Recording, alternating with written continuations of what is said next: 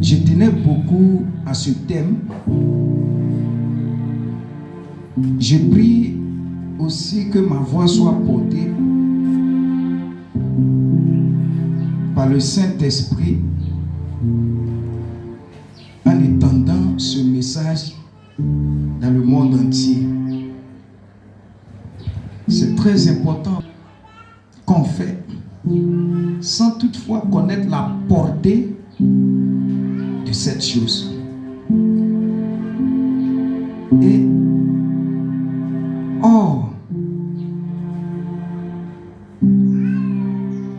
le salut vient par la foi. Et la foi vient de ce qu'on entend. Et l'écoute doit susciter la compréhension. Et donc, si nous recevons sans toutefois comprendre,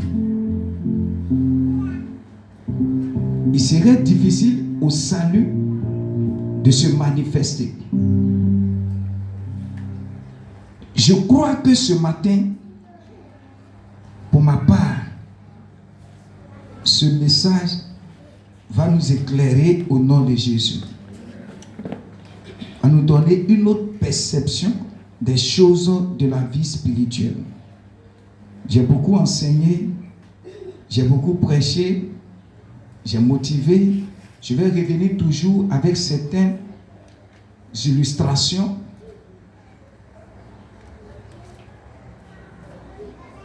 Mais ce matin, le point culminant du message, c'est de révéler la puissance de la confession.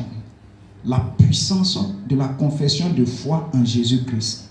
C'est le thème. La puissance de la confession de foi en Jésus-Christ.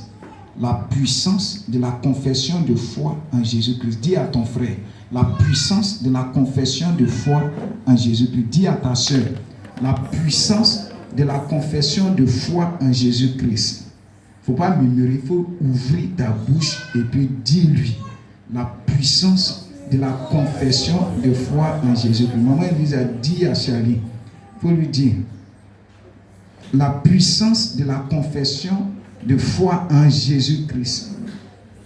Alléluia. Voilà, la puissance de la confession. Prenons notre Bible rapidement.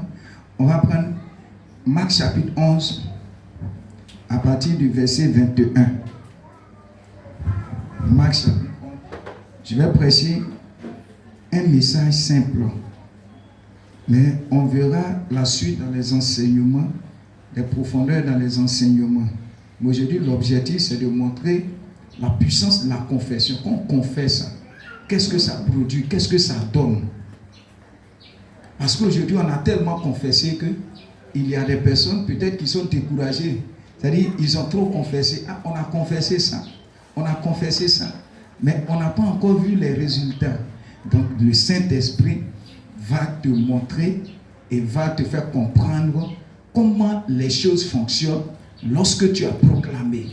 Comment les choses fonctionnent jusqu'à ce que ta proclamation soit matérialisée. Comment cela va se produire. C'est ce que tu as besoin d'entendre.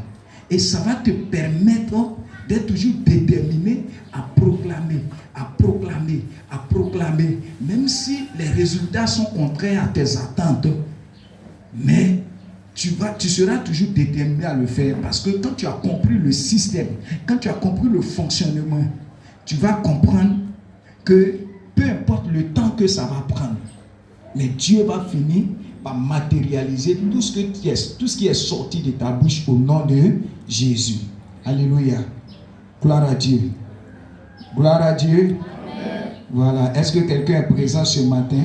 Lisons Marc chapitre 11. Marc chapitre 11 à partir du verset 21.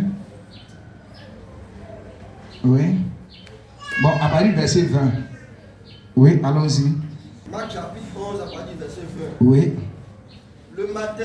Quelqu'un prépare Hébreux 11, 1 et 6. Le matin, en passant, les disciples virent le figuier séché jusqu'aux racines. Pierre, je prie ce matin Que tous tes problèmes soient séchés jusqu'à leur racine au nom de Jésus.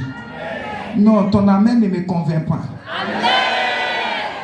Donc attends, donc je dois te dire de dire amen avant que tu ne dises amen pour cette parole.